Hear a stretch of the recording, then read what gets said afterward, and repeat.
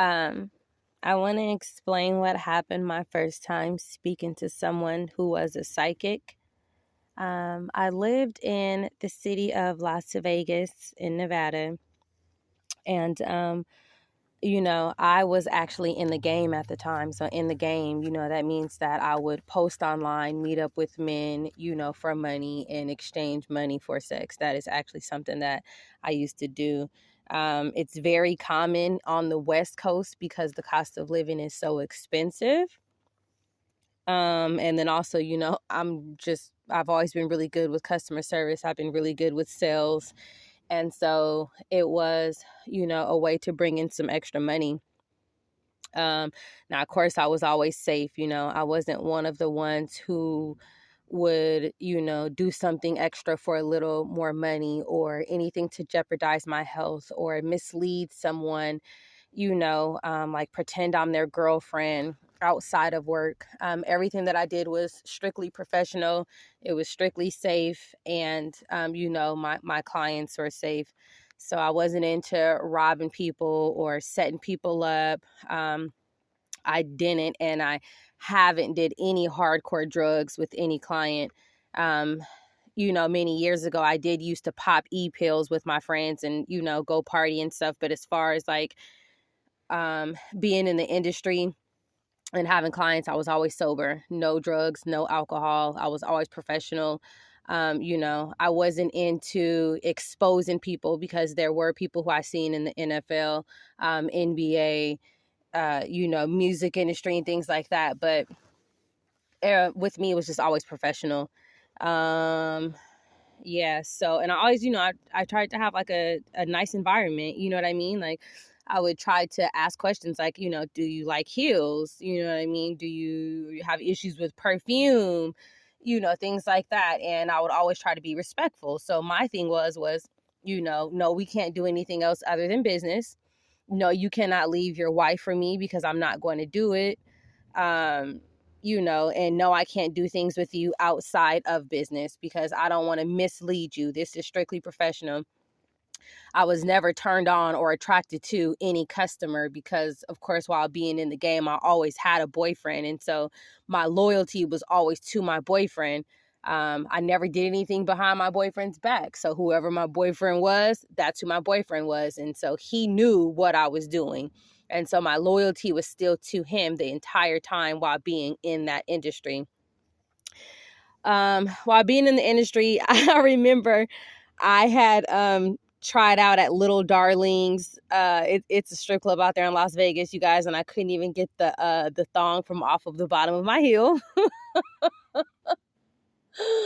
So that was short-lived. So I was like, you know what? I'm probably just better just doing what I'm doing. So what I did was to maximize my money. I would work myself independently. And then I also joined 2 of the escort agencies out there. So I would receive calls from 2 agencies, plus I worked independently. And so, just around on the clock, on and off at all times, taking cat naps, that was something that I did. So while being in that industry, of course, I met other women in the industry as well as strippers and things like that. And so somebody who I met, I'm not going to say her name, but she was someone who I considered a friend at the time, which later on, of course, I found out that she was a part of what's going on with me now. And she helped to set up the legal issues that I'm having in Indianapolis, which I'll touch on in another video. But she told me that she knew someone who could help me with my situation. I was going through a lot at that time. I can't remember everything, but I do remember, having some backstabbing friends who were turning on me, and I kind of needed to just get some advice. So she took me to go meet this lady. This lady named, her psychic name is Miss Lee. I don't know her real information. But I sat down with her, and I was pretty amazed because everything that she said, was really everything that had happened in my life. She was the first person who brought to my attention that something special happened to me. And no, she said that I was special and that something had happened to me when I was a baby and that I needed to ask my mother. She was the first person who said this to me. And so, after that, of course, my relatives, they all pretended to be scared of psychics and said, that they're demonic and don't talk to them. So it was hard for me to open up to try to get this information. But I did mention it to, one of my sisters, and I did mention it to my mom, and everybody completely act confused. Like they didn't know what this lady was talking about when she said that I was special and that, my mom needed to tell me something that happened to me when I was a baby. So I just left it alone. I do remember getting triggered again. Now I'm going to fast forward to maybe about 2.5 years ago when I was living in Georgia, in Smyrna, Georgia. And I had got into Ifa. I started studying Ifa. I wanted to learn more because it was like throughout my entire life, I knew I was being spiritually attacked by different people. My intuition was telling me, but I wanted to be more educated. So now it's like, I'm trying to learn and educate myself and, just have different experiences with different things. And so I had taken an interest to Ifa in Georgia. And so I met someone, he became my babalow. He actually did teach me a lot, I do have to admit, before he turned on me. I received my hand of Ifa through him. And while being initiated that day, me and 2 other women, we received messages. And I remember it was like a light bulb went off because the messages that he said was, and I have this too still recorded on my Apple, but one of the messages that he said was that there was death that had to do with the mother side of my family. So keep in mind, you guys, that it's crazy because after I found everything out about, how all the women on my mom's side of the family, including some of, the men, how they all wanted me dead, and how I had these special gifts. And so when I started really getting into tarot, I kind of knew which readers knew what they were talking about because it matched the information from the experiences that I'd had with both a psychic reader and now a babalow.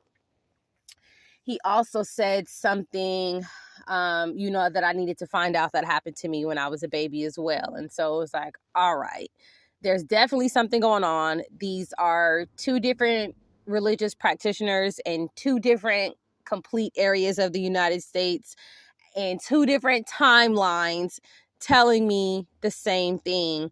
So, I started to try to learn as much as I possibly can, as far as learning how to protect myself, learning how to manifest, and just learning how to try to change my life around. Because keep in mind, a lot of things that I did illegally, I didn't do it because I got a kick out of it. I did it because I knew how to be good at anything that I put my heart and mind to.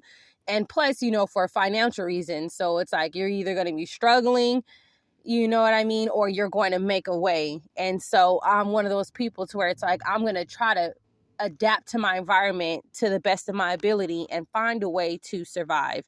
I've always had that mentality for as long as I can remember. So, but yeah, I just wanted to kind of go over those 2 experiences of me meeting, different people, with different backgrounds who both basically told me that I was special. I did have some sort of gift, and, that there was some sort of death that came along with the mother side of my family.